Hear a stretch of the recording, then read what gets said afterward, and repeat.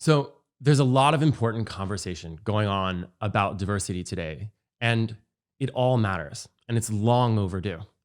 But for today, I'd like to talk not about Black and Brown diversity, or even diversity of point of view based on socioeconomic status or immigration status, or even just geographic, where you grew up. Instead, I'd like to talk about the LGBT community. If there's one thing the community has done in the last 10 years, it's fix a visibility problem. Get this, 90% of Americans think that 10% or more of the population is gay. In fact, 1/3 of the population thinks that 1 in 4 people is gay. That's insane. Great visibility, wrong facts. In fact, according to the latest studies and Census Bureau surveys, less than 5% of the population is gay. So, by any stretch of the imagination, being gay is being a minority. And like all minorities, sometimes there's endemic discrimination or challenges that you face, sometimes more severe for others than for myself or anyone else out there. What's interesting about being LGBT is that even though the minority is smaller than Black populations, smaller than brown populations, smaller than the Asian population, in fact, smaller than any other major minority group in the US except for Pacific Islanders and Native Americans, is that unlike all of those characteristics, being gay or part of the LGBTQ plus community isn't counted as being a minority in America. You see, we determine who's a minority based on the EEOC, the Equal Opportunity Employment Commission. And the EEOC doesn't stipulate by administrative rule or law that being gay is a minority. Now, why does that matter? Because it means that Americans don't either.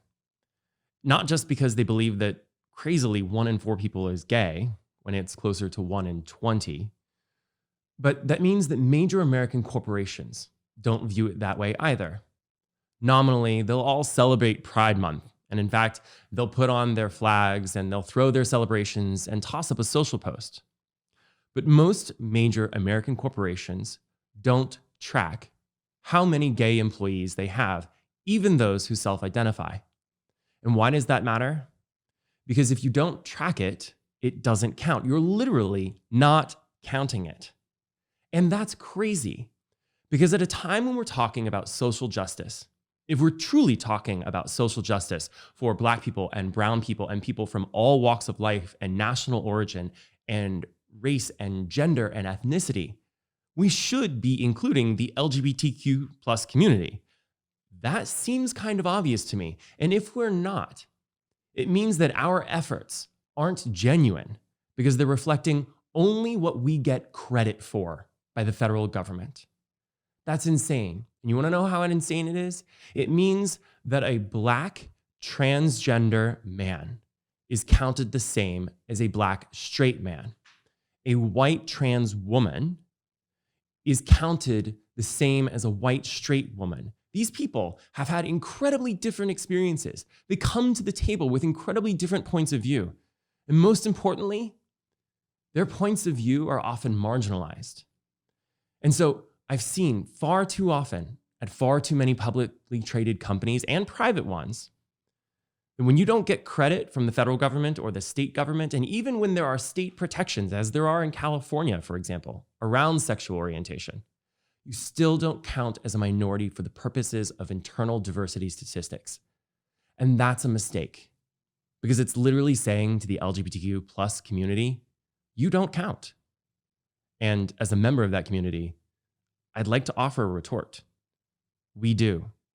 So if you truly believe in your diversity initiatives, then don't wait on the EEOC to adjust its rulemaking procedures, which is going to take 18 months to 3 years, but start tracking today and be authentic, not just about tracking the LGBTQ plus community, but also about tracking different points of view, geographic diversity, income inequality, first-generation college students, any generation or type of immigration.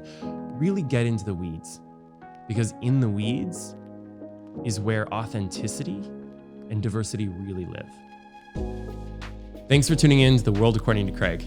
This is just my opinion, and I hope maybe you'll agree, and even if you don't, that we can have a dialogue about it. Because in A World According to Craig, the world is better when we're talking with each other rather than at each other.